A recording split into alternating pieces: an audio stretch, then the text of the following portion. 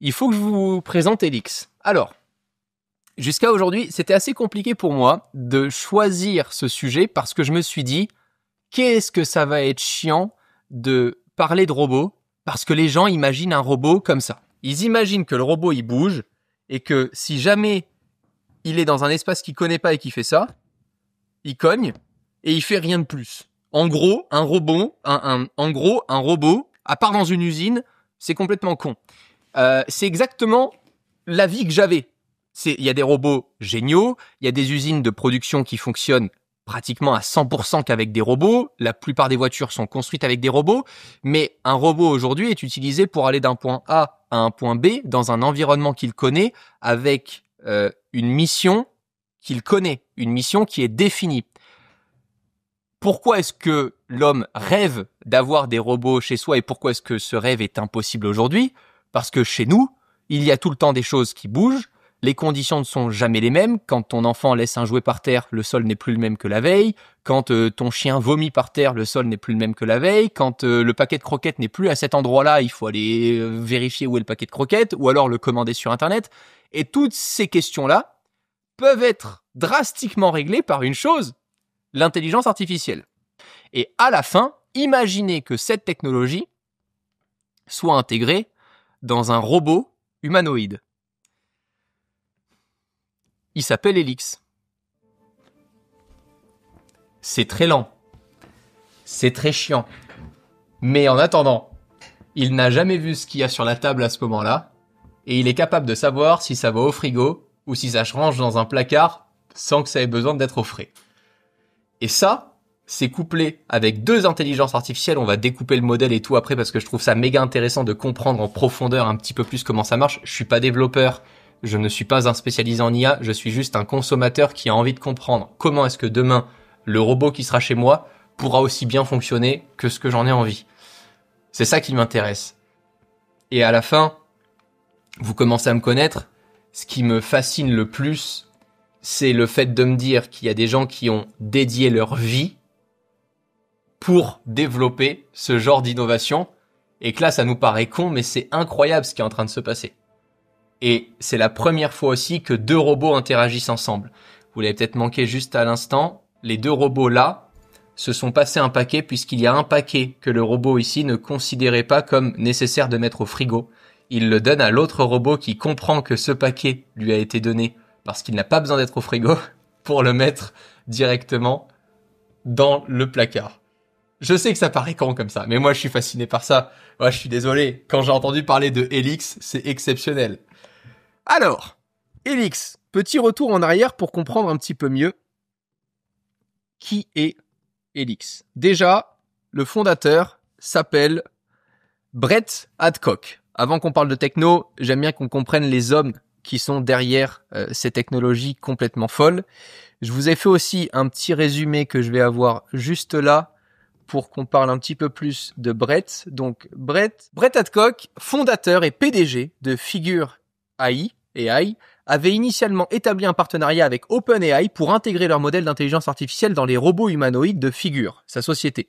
Cependant, en février 2025, Adcock a annoncé la fin de cette collaboration, déclarant que Figure avait réalisé une avancée majeure en développant une intelligence artificielle robotique entièrement interne. Il a expliqué que pour résoudre les défis de l'IA incarnés à grande échelle dans le monde réel, une intégration verticale de l'IA robotique était nécessaire, rendant inefficace le recours à des solutions externes. En synthèse, il veut tout faire tout seul, il n'a pas envie de déléguer certains de ses secrets pour pouvoir les coupler. Donc lui, il préfère fabriquer sa propre IA plutôt que de faire confiance à OpenAI. Brett Adcock est un entrepreneur américain principalement connu, c'est ChatGPT qui me l'a écrit, je me suis pas fait chier écrire ça, principalement connu pour avoir cofondé plusieurs startups technologiques notables, notamment dans les secteurs de l'aéronautique et de la mobilité innovante. Donc il y a eu Archer Aviation en 2018, il y a eu Veteri en 2013 et il y a eu Figure en 2022. Pour vous donner un exemple, l'entreprise a été acquise par Adecco en 2018. Donc là, je parle de Veteri. L'entreprise a été acquise pour 100 millions de dollars, cette société-là. Il en a revendu d'autres aussi. Et pour vous donner une idée, Figure aujourd'hui, sa nouvelle société est valorisée, c'est juste complètement taré, c'est ici, Il vient de faire, donc là, il est en pourparlers avec des investisseurs pour une levée de 1,5 milliard de dollars pour les robots qu'on vient de voir, ce qui, du coup, fait de sa société d'une valeur de 39,5 milliards de dollars. Dingue, voilà. On reparlera un peu de l'aspect business juste après. Ce que j'aimerais, c'est qu'on comprenne qu'est-ce que c'est que ces foutus robots. Merci l'usine digitale pour cet article, merci Célia Seramour pour cet article. Avec son modèle vision, langage, action, et c'est ça qu'il faut comprendre, ok ? VLA, c'est un modèle en fait d'intelligence artificielle qui est complètement nouveau et qui n'avait jamais été vu pour le moment. Figure AI démontre que ces robots peuvent directement être contrôlés à partir d'instructions en langage naturel. Contrairement au système robotique précédent, Helix peut traiter des manipulations à long terme, collaboratives et habiles à la volée sans avoir été entraîné à cela auparavant. Une prouesse qui pourrait amener les robots humanoïdes à investir nos foyers. C'est ce que je trouve ouf. Je vois que ça réagit à fond. À quel point on est sûr que ce n'est pas piloté par des humains, scène déjà vue et entraîné par les modèles? Parce que là, ça a fait trop de bruit, ça a déjà été remué dans tous les sens. Je te le dis aussi. Et pour info, Romain, si tu sais ce que c'est les hallucinations en IA, plus ton prompt va être complet, moins tu vas avoir d'hallucinations. Après, tout dépend combien tu as besoin d'hallucinations dans ta réponse. Je comprends. Mais c'est vachement intéressant et je suis encore loin d'être excellent en IA, mais je m'éclate de plus en plus. ChatGPT m'a clairement dit qu'il pourrait faire le boulot d'un plombier s'il avait un corps. Bah évidemment. Est-ce que vous avez déjà essayé par exemple un truc tout con ? Vous prenez votre téléphone, vous ouvrez ChatGPT, vous prenez simplement une photo, j'en sais rien, vous prenez une photo d'un livre ou vous prenez une photo de votre télé éteinte et vous dites comment ça fonctionne ou c'est quoi ? Et vous attendez sa réponse. Vous allez voir les facultés déjà qu'on a aujourd'hui à analyser une image. Et en fait, cette faculté-là, à mon sens, est 10 fois plus puissante que la faculté du texte ou même de la voix parce que si je dois décrire cette pièce, je vais forcément oublier des choses. Je vais forcément peut-être oublier de parler de sa localisation, dans quel pays on est, de son taux d'humidité, du coût de l'électricité, en fonction de ce que va voir l'IA et des questions que l'IA va me poser. L'intelligence artificielle, elle, est neutre. Elle n'a pas envie d'aller droit au but, elle a envie de répondre le plus justement possible et d'avoir toutes les informations en tête. Et c'est ça que je trouve intéressant, c'est que la plupart du temps, quand j'utilise une IA, c'est pour me challenger d'abord, avant de la faire travailler avec moi. Ce genre de choses prennent de toutes les manières des décennies, mais c'est là où la dextérité du robot elle-même, bonjour, je suis infographiste et j'aimerais faire vos miniatures. C'est adorable, Adam, j'adore Photoshop et je vais te dire un secret, c'est moi qui fais toutes les miniatures et tous les visuels que tu vois. Voilà. Alors, c'est le seul truc que j'ai pas délégué, mais ça m'éclate de le faire tout seul. Donc, toutes les miniatures YouTube que tu vois, c'est Papy qui les fait le dimanche matin avec son petit café et son berger allemand à côté. Voilà, c'est un petit secret, mais c'est vrai, parce que j'adore Photoshop et je m'éclate avec les intelligences artificielles et du coup, ça me permet de faire plein de trucs. Ah, il y a une partie intéressante pour revenir 2 secondes à LeafFuel et je vais juste zoomer un peu parce que je déteste qu'on voit le bureau, je trouve pas ça clean. Pour revenir à LeafFuel, produire de LeafFuel à grande échelle, c'est ultra compliqué. Même avec les plans de Porsche pour atteindre 550 millions de litres par an d'ici 2028, ça reste une goutte d'eau comparé aux 1,5 milliard de litres de carburant consommés dans le monde chaque année. Le gros frein, c'est que ça demande énormément d'énergie renouvelable et que l'infrastructure pour le produire et la distribuer n'existe pas encore à grande échelle. Pour l'instant, c'est une solution de niche. Complètement. Comme la plupart des prouesses technologiques qu'on trouve en Formule 1 avant qu'elles soient déployées au grand public. Et moi, c'est ce qui me plaît énormément. En quelque sorte, c'est déjà une AGI. Là, on est dans la phase de mise en œuvre de capacité. Vous allez me perdre. Hein. Je pense qu'il y a des abonnés qui sont 10 fois plus doués. Et ça va être génial justement de voir ça. On continue. Le fabricant américain de robots humanoïdes Figure avance ses pions. Son dernier modèle d'IA de type Vision, Langage, Action, VLA, baptisé Helix, permet aux robots de comprendre les commandes vocales et de manipuler des objets qu'ils n'ont jamais vus auparavant. L'intégration de ce modèle offre notamment un contrôle continu de l'ensemble du haut du corps humanoïde, y compris les poignets, le torse, la tête et les doigts individuels. De même, il est capable de fonctionner simultanément sur 2 robots. leur permettant de résoudre une tâche de manipulation partagée, même avec des éléments qu'ils n'ont jamais vus auparavant, simplement en suivant des instructions de langage naturel. 2 systèmes réunis en un seul. C'est ça qu'il faut comprendre, et c'est la partie qui pour moi est un peu plus complexe à comprendre et à réaliser, parce que on a tendance à, vu que déjà la première question que je me posais, c'est est-ce que la forme humanoïde est la forme la plus aboutie pour faire le plus de tâches domestiques? C'est une question que je me posais. Est-ce que un quadrupède ferait pas plus de choses plus rapidement parce qu'il avance plus vite à 4 pattes qu'à 2? Est-ce que, en fait, je me posais vraiment des questions. Est-ce que un drone qui ferait pas de bruit et qui se déplacerait dans l'appartement irait plus vite pour faire, enfin, tu vois, tu peux te poser plein de questions. Nous, en tant qu'humains, on est set-up pour se dire, les êtres vivants les plus intelligents de la Terre doivent ressembler à ça. Une tête, 2 bras, 2 jambes, en gros. Et c'était une question que je m'étais longtemps posée. Et voir qu'ils ont choisi une forme humanoïde, je pense que déjà ça rend le robot moins différenciant et presque plus acceptable dans notre quotidien. Et c'est ce que je trouvais intéressant. Pour parvenir à cela, Helix utilise un seul ensemble de poids de réseau neuronal pour apprendre tous les comportements. Sélection et placement des articles, utilisation de tiroirs et de réfrigérateurs et interaction entre robots, sans aucun fine-tuning spécifique à la tâche. Le système combine un cerveau de 7 B paramètres pour la compréhension et un modèle rapide de 80 M paramètres pour le contrôle précis des mouvements. En gros, c'est des hertz. De ce que j'ai compris, tu as un cerveau plus lent en 7 hertz et un cerveau plus rapide en 200 hertz. Je crois que c'est à peu près ça, si je dis pas de conneries. Ainsi, plutôt que d'apprendre au robot ne serait-ce qu'un seul nouveau comportement, Figure AI veut faire évoluer l'apprentissage de ces robots grâce à des modèles d'IA comme Helix qui embarquent 2 systèmes. Un VLM embarqué pré-entraîné sur Internet, fonctionnant à 7 jusqu'à 9 Hz, pour la compréhension de la scène et la compréhension du langage, appelé S1, donc c'est juste un nom de code, S1, ça veut dire le cerveau qui est là pour permettre la compréhension de la scène et du langage. Donc en gros, c'est le cerveau qui va comprendre quand je parle au robot, et c'est le cerveau qui va savoir où est-ce qu'il est. Est-ce que je suis dans une cuisine, est-ce que j'ai l'air d'être dans un appartement, et tout ça. Ça, c'est le premier cerveau, qui fonctionne entre 7 et 9 Hz. Qui s'appelle S1. Et ensuite, il y a une politique visuomotrice réactive, rapide, qui traduit les représentations sémantiques latentes produites en action robotique continue précise à 200 Hz, appelée S2. Et c'est là où ça se complique, mais c'est ce que j'aime beaucoup, parce que je sais qu'à chaque fois qu'on comprend quelque chose de plus compliqué, déjà on se couche moins con, mais en plus on sait l'expliquer de façon plus simple. Et vraiment, c'est un truc que si jamais un jour vous voulez essayer d'expliquer quelque chose à quelqu'un de façon simple, soyez sûr de l'avoir compris de façon compliquée. Parce que si vous l'avez vous-même compris de façon simple, vous n'allez pas pouvoir la réexpliquer de façon simple parce que vous n'allez pas avoir assez d'éléments pour décomposer et pour rendre la chose plus digeste. Et parfois, c'est un vrai challenge et je vous le dis de façon très humble et très ouverte.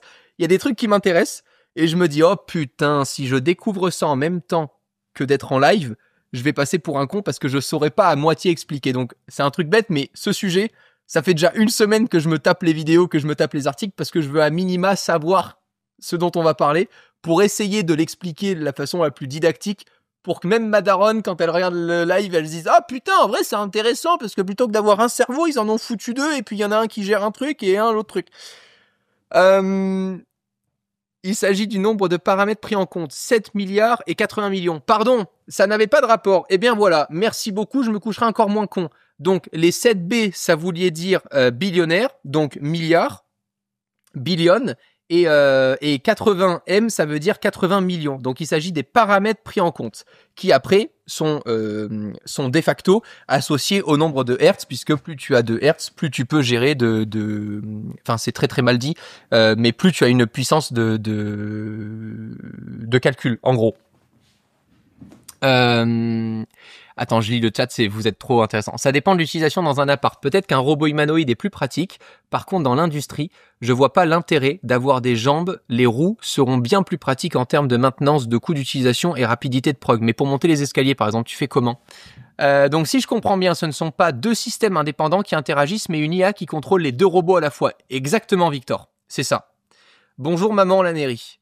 On lui passe le bonjour avec plaisir. Un modèle capable de tourner sur des GPU embarqués. Cette architecture découplée permet à chaque système de fonctionner à son échelle de temps optimale. S2 peut penser lentement, à des objectifs de haut niveau, tandis que S1 peut penser vite pour exécuter et ajuster des actions en temps réel, assure la startup.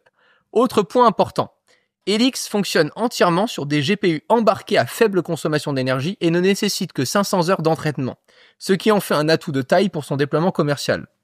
Ça veut dire une chose, que Helix, pour fonctionner, n'a pas besoin, a priori, de communiquer avec des serveurs externes. Donc, si on comprend ça, de ce que je comprends, je vais continuer de découvrir avec vous, mais il n'y a pas besoin d'avoir une interaction avec un serveur externe et donc qu'on puisse se dire demain, bah attends, je suis en calbut chez moi, il y a le robot qui est en train de me filmer pour savoir où ranger les trucs dans la... En fait, tout ça, ça va être analysé par des serveurs, je sais pas où vont finir les données. Changement de stratégie qui pourrait s'avérer payant. Figure AI a publié plusieurs vidéos de démonstration où l'on voit 2 robots ranger des courses après avoir reçu des commandes à l'oral de la part d'une personne. L'objectif pour la startup est de déployer ces robots à usage général aussi bien en entreprise qu'à domicile. Cette avancée montre sa confiance dans le marché de la robotique pour la maison. Pour que les robots soient utiles dans les foyers, ils devront être capables de générer de nouveaux comportements intelligents à la demande, en particulier pour des objets qu'ils n'ont jamais vus auparavant. L'état actuel de la robotique ne pourra pas s'appliquer à la maison sans un changement radical. Incroyable. Et donc, c'était là où il y avait eu cet article aussi, soutenu par Microsoft et OpenAI. Figure lève 675 millions de dollars pour son robot humanoïde. Ça, c'était en 2024. Et du coup, depuis, ce n'est plus, de ce que j'ai compris, ce n'est plus d'actualité. Parmi les 9,5 millions, un premier robot. Ça, faudrait que je regarde en détail.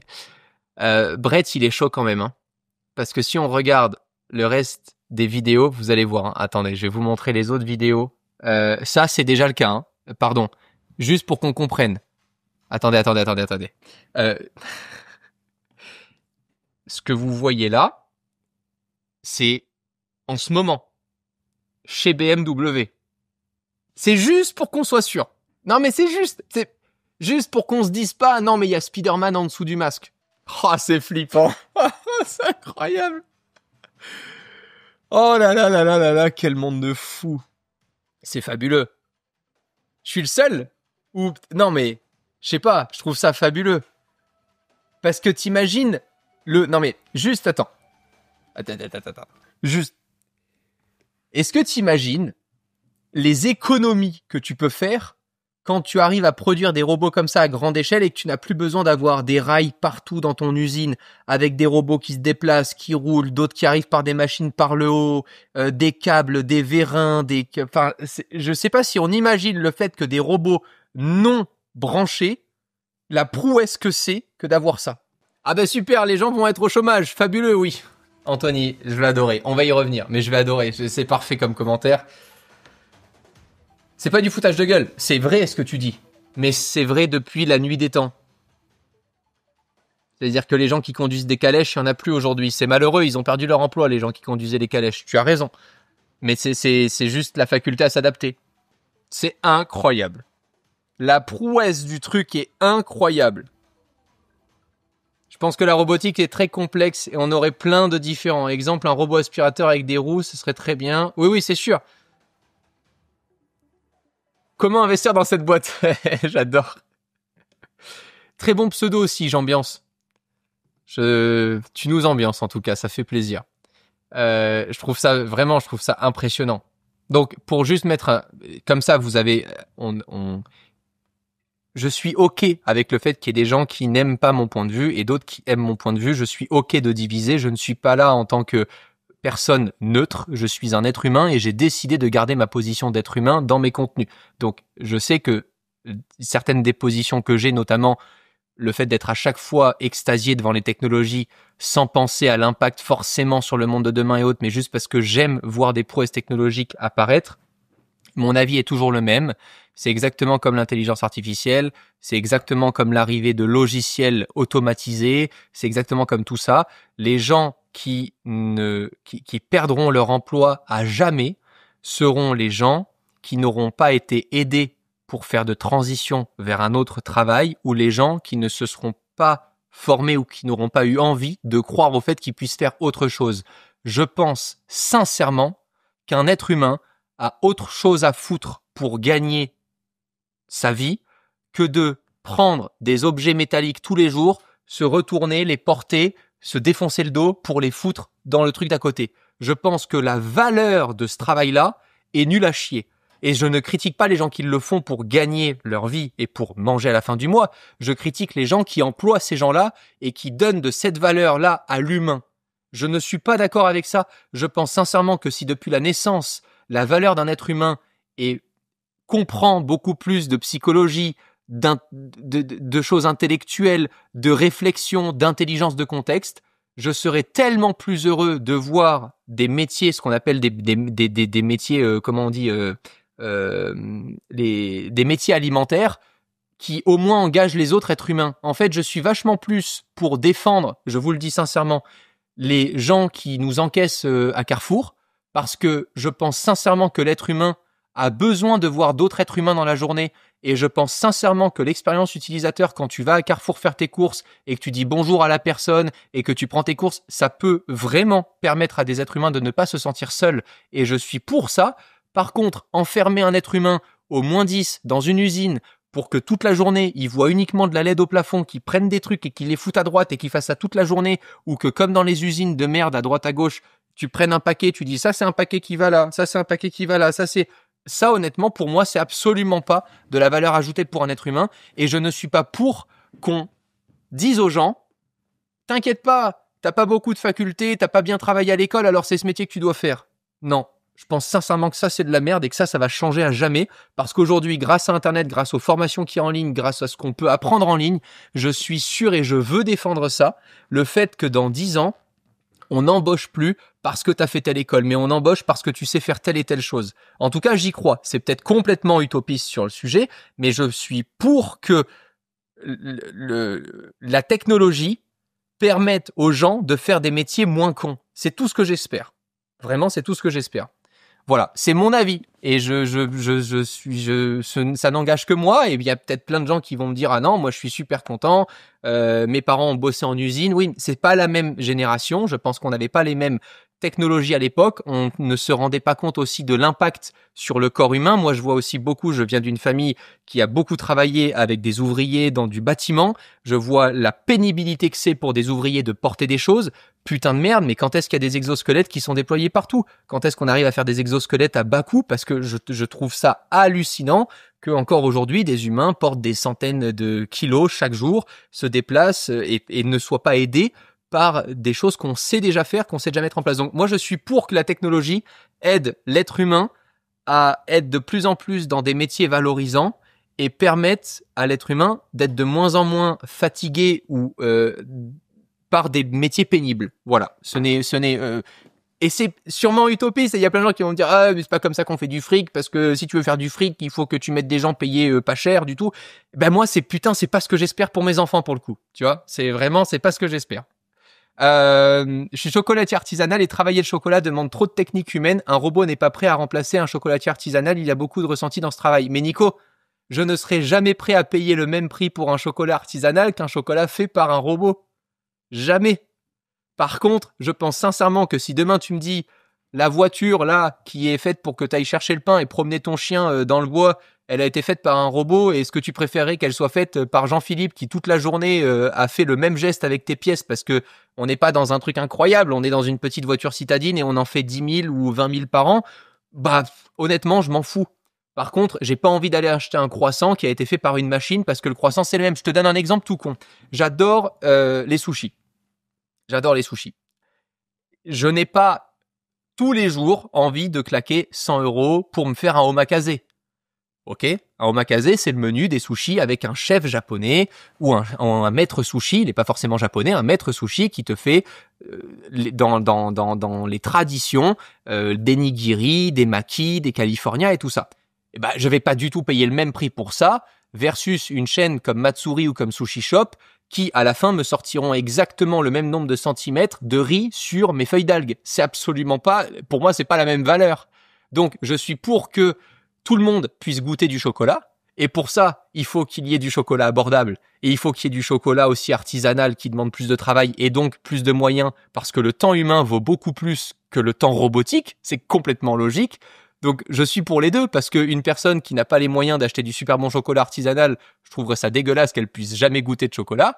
Mais à côté de ça, je trouverais pas ça normal qu'un artisan ne puisse plus travailler, parce que le public considère qu'un chocolat fait par une machine, ça a le même goût qu'un chocolat fait par un être humain. Donc pour moi, il faut des deux. Et je pense qu'aujourd'hui, si les êtres humains qui continuent d'être sur cette planète sont de plus en plus valorisés et il y a quand même un truc enfin vraiment, je pense qu'on se rend pas compte, le côté empathique, le côté intelligence de contexte, l'émotion à capter, la chaleur, quand on dit la chaleur humaine, quand on parle aux gens, quand on voit la passion dans les yeux des gens, on pourra pas l'avoir dans un robot. Ça sera pas possible, et de toute façon, à la fin de la fin, quand tu vois toutes les études qui ont été menées, un gosse à qui tu parles pas, c'est un gosse qui crève. C'est comme ça, c'est horrible, mais c'est comme ça. Si tu ne parles pas à un enfant, à un nouveau-né, il peut en mourir. Ça prouve bien que l'être humain a besoin d'autres êtres humains pour vivre. Donc je serais pour que les êtres humains, plutôt qu'on les enferme dans des usines, ils puissent être là pour faire des métiers qui permettent à d'autres gens de se parler, qui peuvent être... Et vraiment, je suis pour ça, et je suis passionné par l'artisanat, et j'aimerais trop que les humains puissent avoir plus facilement accès à des choses qui leur permettent de faire des choses de leurs doigts et qui leur permettent de voir des gens. Encore une fois, c'est utopiste, mais je suis persuadé qu'on va arriver à ça, parce qu'à un moment, l'être humain va finir par dire « Bah tu te fous de ma gueule, je vais pas faire ça. Un robot pourrait le faire. » Et ça va forcément mettre d'autres normes dans le marché du travail. C'est obligé. À un moment donné, quand les êtres humains ne voudront plus faire le travail à côté d'un robot et qui ne voudront plus être pris pour un robot, ben quand t'as plus personne pour faire, ben t'es obligé à un moment donné, l'humanité va continuer d'évoluer. Ça me paraît complètement. Enfin, je veux dire, il y a une époque où il y avait des bouffons et il y a une époque où il y avait des esclaves. Heureusement que c'est plus le cas dans la plupart des pays aujourd'hui. Tu vois, donc je suis pour ça. Des impôts de charges salariales sur les robots, du coup. Ouh, là on attaque des sujets, je vais pas rentrer dedans. Penses-tu qu'un robot humanoïde puisse avoir une productivité supérieure à une machine spécialisée? Je parle surtout du hardware. Peut-être pas en tout cas comme ça. Par contre, je pense vraiment que pour être dans des foyers, au sein de foyers, et faire des métiers qui peuvent être pénibles, nettoyer, ça peut être tout ce qui est tâches ménagères. Ça peut être aussi demain, même on le voit déjà, je l'ai vu aux États-Unis là dans des cuisines qui étaient entièrement équipées de robots. Il n'y a plus de chefs cuisiniers dans les cuisines, ce sont des robots qui préparent exactement les mêmes recettes à chaque fois. Pour aller encore plus loin, catastrophique, ils ont foutu des gens à qui tu parles via Google Meet dans des tablettes à l'entrée du restaurant, et évidemment les gens qui sont sur Google Meet, ils sont pas payés au salaire new-yorkais, si tu vois ce que je veux dire. C'est une catastrophe. Ça, je suis absolument pas pour arriver à ce niveau de bêtise. Par contre, je pense que tu auras toujours des robots qui seront spécialisés dans l'industrie et qui seront bien meilleurs que des robots humanoïdes.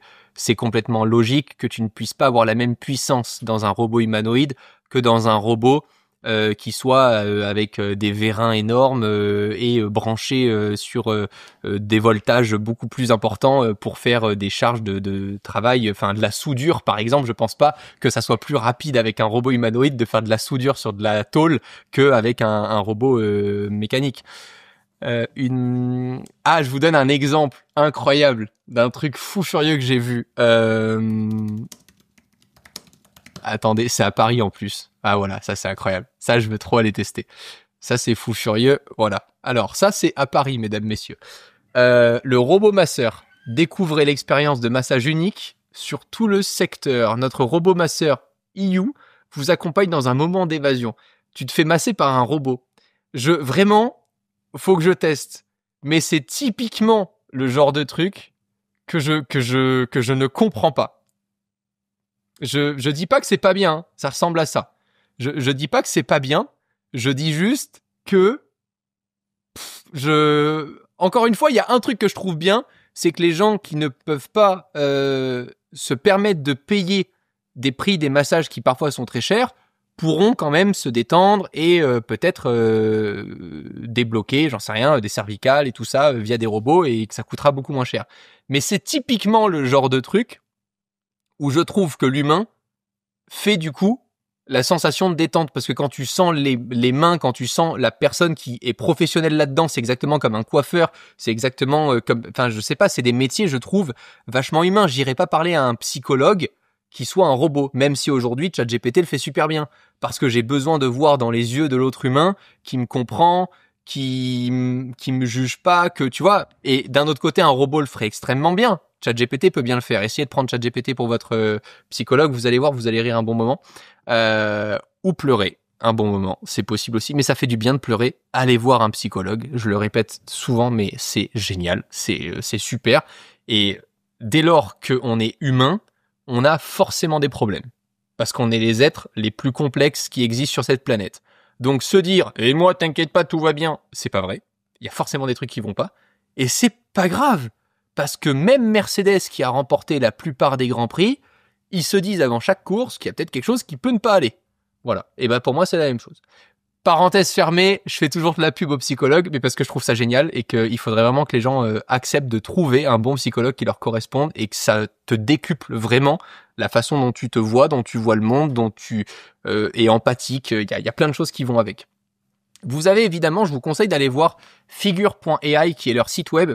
Ils expliquent exactement toute la technologie qu'il y a derrière avec les deux fameux systèmes, donc le système 2 et le système 1, le S1 et le S2, avec les deux technologies couplées. Et là, il y a quelque chose de vachement plus intéressant qui est là. Alors ça, c'est assez dingue, parce que là, du coup, il comprend. Donc c'est ça qui est dingue, c'est que le robot en lui-même n'a jamais été entraîné pour attraper, par exemple, un outil ou une pince. Sauf que le fait d'interagir avec une intelligence artificielle avant que le robot se mette en route, l'intelligence artificielle sait, elle, reconnaître une pince. Et sans que le robot ne l'ait jamais touché de sa vie ou vu de sa vie, il va savoir comment le manipuler. Et c'est ça que je trouve juste incroyable. Merci Mugiwara, merci beaucoup, c'est adorable. Le but de la vidéo, nous montrer Elix, puis nous dire que l'humain est 10 fois mieux dans toutes les tâches.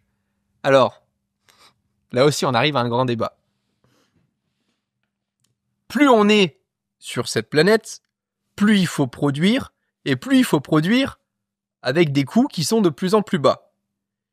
Donc, à un moment donné, soit tu transformes la moitié de la planète en esclave parce que tu ne pourras plus avoir les ressources naturelles de faire plein de tâches débiles à répétition pour pouvoir entretenir toute la population.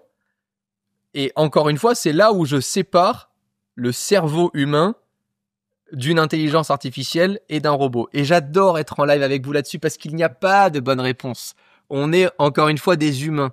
On est tous très cons et très petits sur cette planète entière.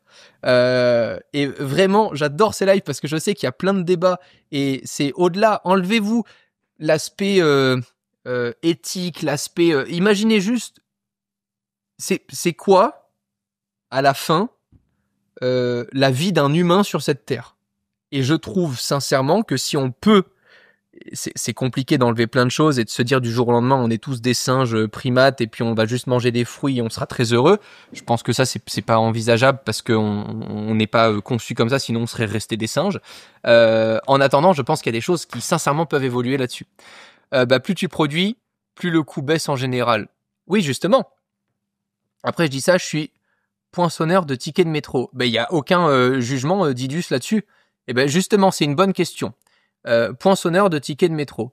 Est-ce que tu penses pas qu'au sein peut-être, toi, de ton travail, de ton organisme, tu aurais une autre place ou en tout cas un autre métier, peut-être, qui te permettrait, parce que poinçonneur de tickets de métro, aujourd'hui, tu as Apple Wallet, on pourrait se dire que ça va être remplacé, il suffit juste de mettre une technologie à l'entrée et qu'il soit détecté, et on n'a plus physiquement besoin de toi là-dessus. Ça, c'est factuel.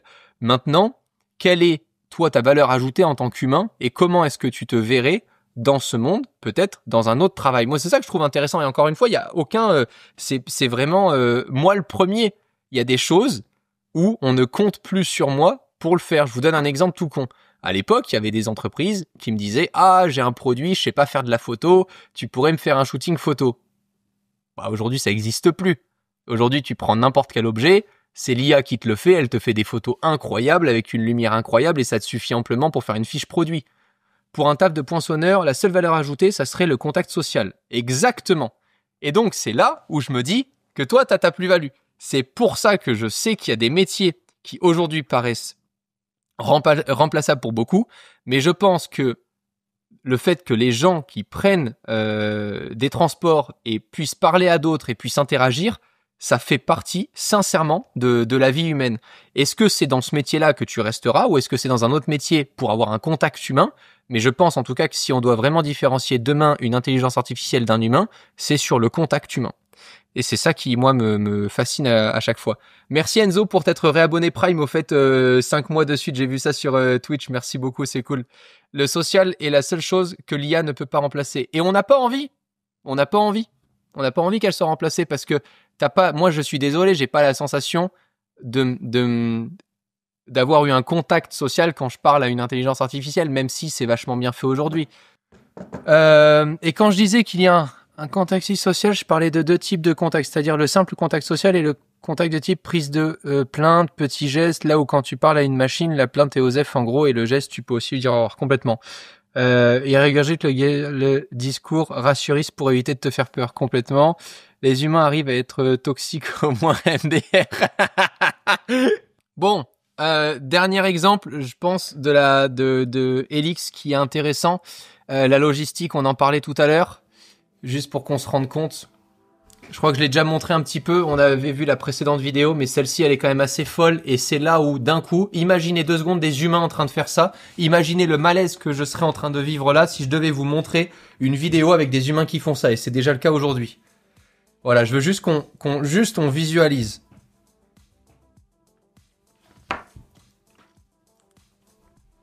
La dextérité qu'ils ont, c'est incroyable.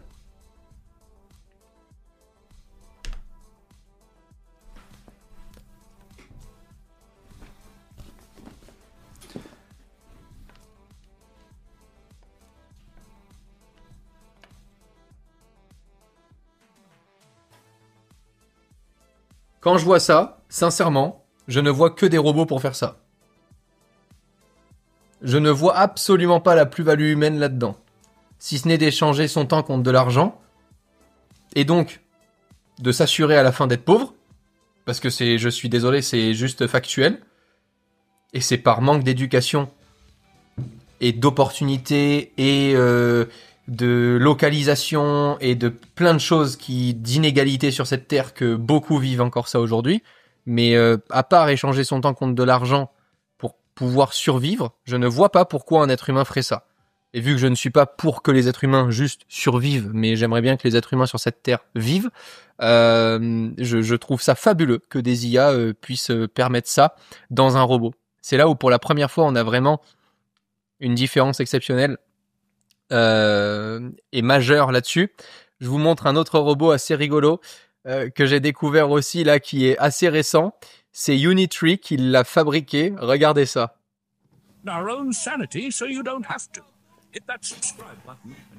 C'est pas de la 3D, hein.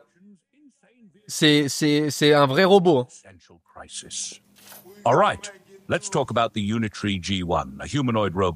Lui, il est uniquement conçu pour faire ça. C'est-à-dire que lui, il est programmé pour ces mouvements-là. C'est pas lui qui se dit tiens là je vais danser comme ça. Il est programmé pour faire ça. Je trouvais ça assez drôle de voir ça. Et il y en avait un autre après que je m'étais retenu. Ah mais j'ai une autre. Ah oui, j'avais la musique en fond de Fred Again. Quel kiff Fred Again, c'est incroyable. Ah, ce plan avec la fumée, ça me fume, ça me fait trop rire. J'adore ce setup. C'est devenu mon jouet, ce setup. Ça me fait trop rire d'être en live comme ça avec ce jouet-là. Je m'étais mis ou pas un autre. Il y avait Helix, il y avait la startup, il y avait. Non, on était bon. Je crois que j'avais eu ça là-dessus. En tout cas, je vous incite vraiment à aller suivre Brett sur Twitter si vous avez encore un compte X. Je trouve ça méga intéressant. Il détaille beaucoup de ses prises de parole, beaucoup de choses qui se passent au sein de sa société. Toutes les nouveautés sont partagées. Je trouve vraiment que c'est un mec brillant et je suis impatient de voir, du coup, avec une levée de plus d'1 milliard là qu'il est en train de préparer, ce qu'ils peuvent faire d'ici 2 ou 3 ans. La question que j'ai envie de vous poser, c'est, dans le chat là, combien est-ce que vous seriez prêt à payer pour avoir un robot comme ça chez vous avec peut-être, je sais pas, 8 heures d'autonomie avant qu'il se recharge, 6-7 heures, et qui puisse être chez vous pour faire la plupart de vos tâches. Mais plein de trucs, hein. Aller ouvrir peut-être un livreur humain. Cette phrase, elle est horrible. Oh, le monde de merde. Oh putain, un robot qui va ouvrir. Oh putain, quelle horreur. Vous l'avez la vision? Ça doit coûter 15K facile, ça. 15 000 euros, 5K, 30 000 euros, 5 à 10 000 euros. 0, ok. 35 000 euros. Alors, pour vous donner une idée, un robot qui était programmé pour faire certaines choses, qui peut être programmé et qui nécessite un humain pour le piloter, c'était les robots qui sont des chiens robots faits par Boston Dynamics. C'est vraiment, si vous voulez voir ma passion pour les robots, vous allez sur YouTube, vous tapez Amixem Boston Dynamics, et là, vous allez voir cette vidéo-là qu'on a faite ensemble avec Maxime, qui est fabuleuse. Elle a 4 ans. Et vraiment, c'est encore l'une des expériences incroyables qui m'a été permise par Maxime là, parce qu'il m'avait appelé je me souviens, c'était une après, mais il me dit, ça te dit ce soir et toute la nuit, t'as le robot Boston Dynamics si tu veux. Et ça, c'est des robots qui dépassent facilement les 100 000 euros. On avait testé ce robot-là, et juste, oh là là là là là là, le mouvement qu'il a, ce robot, c'est fabuleux. Mais ça, c'est moi qui dois le piloter. Et il peut être programmé aussi. Donc je trouve ça toujours fascinant. Et on en avait beaucoup parlé avec Maxime de la suite logique des robots. C'est une vidéo qui peut, je pense, beaucoup vous plaire, qui est toujours là. Donc je vous invite évidemment à aller la voir. Donc pour vous donner une idée sur les prix, parce que je vois tous les prix que vous mettez là, avec les capacités actuelles, 0. On est d'accord, Brutus. Ça, je suis complètement d'accord. Je pense par contre que ce robot-là, d'ici facilement 5 ans, c'est complètement autre chose. Ou en tout cas, les robots d'ici 5 ans vont encore très très vite être améliorés. Il y a un truc qui me rassure en fait, presque, dans l'adoption de ces technos-là, c'est qu'elles sont réellement vendables au grand public. Parce que ça se passe chez nous. Il y aura sûrement des lois qui vont exister pour que les robots ne puissent pas être dans la rue, qu'on puisse pas se promener avec son robot. J'adore ce que je suis en train de dire. Parce que vous savez ce qui est fabuleux, c'est qu'avec mon métier, grâce à la chance de fou que j'ai de faire ce métier, c'est que là, ce que je dis, ça peut être clippé des millions de fois, ça peut être sur tous les réseaux.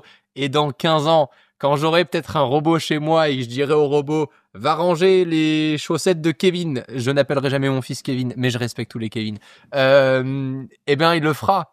Et j'aurai ça en souvenir. J'aurai ces discussions. Et il y a un truc, du coup, qui me plaît, c'est que, vu que l'adoption de cette technologie peut réellement être achetée par le grand public et être mise directement au sein de notre foyer, c'est exactement comme si tu vendais un iPhone. Donc, les capacités d'investissement sont infinies presque, parce que tant qu'il y a des acheteurs, on aura envie d'investir plus pour que les acheteurs se ruent encore plus dessus et fassent des choses encore plus folles. Alors que si ces robots-là devaient être par exemple des agents de sécurité au sein du public dans la rue, oh là là là là, alors là t'aurais 10 milliards de questions, les gens auraient peur, tu devrais passer des lois européennes, t'aurais des lois nationales, voilà, catastrophique. Là, ce qui est cool, c'est de se dire que, putain, si tu fais un bon produit et que tu le vends au bon prix, t'auras des acheteurs. Donc c'est déjà possible. C'est réellement possible. Et là, je pense qu'ils ont vraiment mis le doigt sur une... Imaginez là, il y a que 2 IA qui fonctionnent ensemble. Imaginez le jour où... on prend juste... C'est comme les processeurs. C'est incroyable de voir le nombre de cœurs aujourd'hui que tu peux avoir dans un processeur sur un iPhone. Et à l'époque, c'était pareil. On pouvait se dire, déjà, il y a 2 cœurs, c'est incroyable, on peut faire plein de trucs. Imaginez demain qu'on puisse faire mixer 10, 15, 50 IA ou même dans des milliers de configurations différentes au sein d'un seul robot. En fait, le robot, à la fin, il ne fait qu'exécuter ce que l'intelligence artificielle a imaginé. C'est ça que je trouve hallucinant. Institut de recherche IDIAP est un centre de recherche indépendant basé en Suisse spécialisé dans l'intelligence artificielle, apprentissage automatique, reconnaissance vocale. L'IDIAP mène des recherches avancées. Eh bien, merci pour l'info. J'irai regarder l'année passée, j'ai dû faire un stage ici. J'irai regarder avec grand plaisir. Merci. Surtout maintenant, avec le leasing, ça sera possible à tout le monde. Ah, j'adore. Qui achèterait son robot en leasing, s'il vous plaît? Qui? Ah, je suis là. Moi, il n'y a pas de souci. y a pas de souci. Monsieur Laneri, quand même, vous êtes un peu endetté, c'est pourquoi? Bah, c'est pour un robot. Il vous servira à quoi? Bah, parce que j'aime bien les pâtes sauce tomate et que je rentre tard après mon live et comme ça, j'aurais pas besoin de faire mes pâtes sauce tomate. Ben, moi, je suis là tous les jours. Ben voilà, exactement. Je suis curieux, la vidéo est énorme. On dirait qu'il va mettre des coups de boule et des prend par l'épaule, le faire reculer en mode calme-toi. Non, c'est ouf. La vidéo là, elle est trop drôle avec celui-ci aussi, le Unitree là, il est incroyable, je trouve. Et les mouvements sont dingues. C'est vraiment bien foutu, quoi.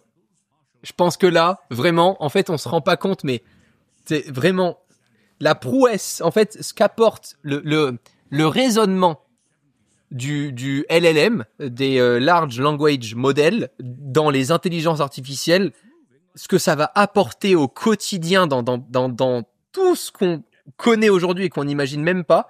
Regardez juste grâce à l'IA, comment ils ont pu révolutionner l'usage d'un robot qui, moi, me paraissait ultra chiant. Je vous le redis, avant de faire ce live, je m'étais vraiment sincèrement dit, on va encore parler d'un robot. Mais non, c'est pas un robot, on va parler d'un cerveau qui a 2 bras, 2 jambes. C'est ça la diff.